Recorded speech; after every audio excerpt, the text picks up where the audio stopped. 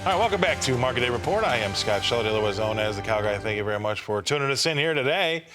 We got a little green on the screen. Why don't we remind ourselves of it and make sure it's still there? How about that? Because we've been getting a lot of our better openings have been sold off, but this one seems to be sticking at this moment in time. So let's go to corn. September's up 6 cents. 396.5 is last there. And that's about 3 ticks off the high of the day, maybe a half cent off the high of the day, really.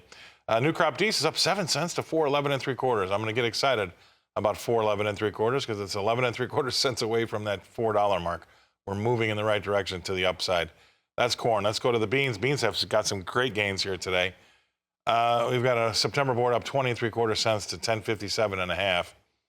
And that's about 2 1/4 cents off the high of the day. No, that's the new crop up 25.5 cents. 10.61.5 is last there, and we're still about 2 1/4 cents off the high there. So a great board when it comes to the soybeans. We're up between, say, 20 and 25 cents. We'll take that for sure. How about wheat in Chicago? Chicago wheat.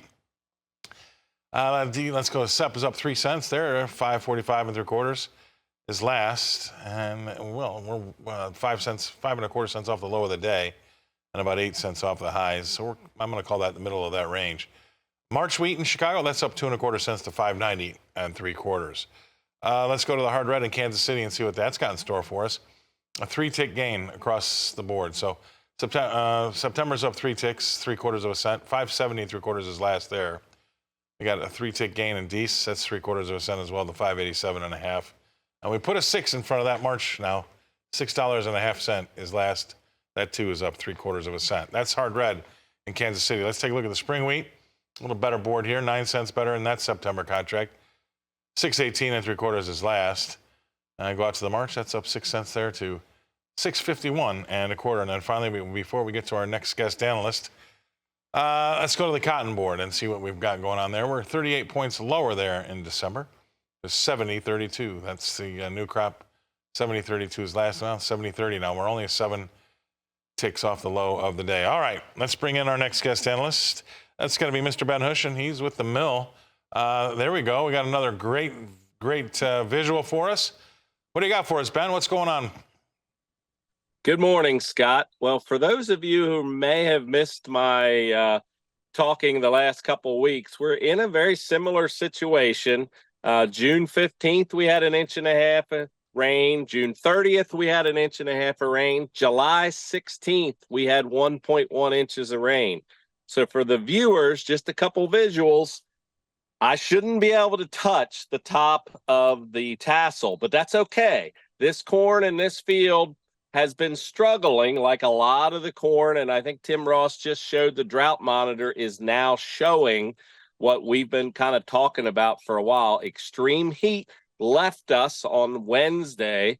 We're back down now to normal temperatures in the low to mid 80s. We've got pretty good pollination. Not sure if you can see that.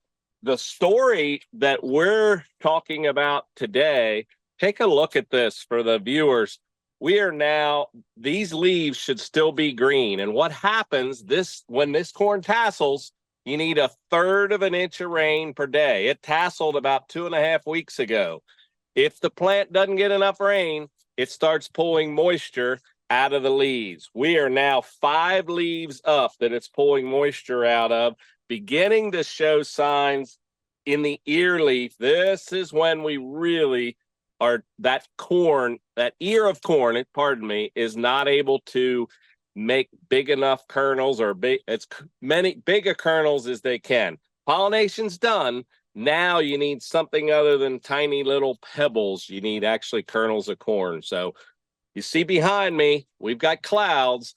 Now, Tim Ross, send us some rain for the next 3 or 4 days, please. Well, he would say, it's all about timing, said the rain dance man. So we'll see if we can get you some in that area. That's a great visual, Ben.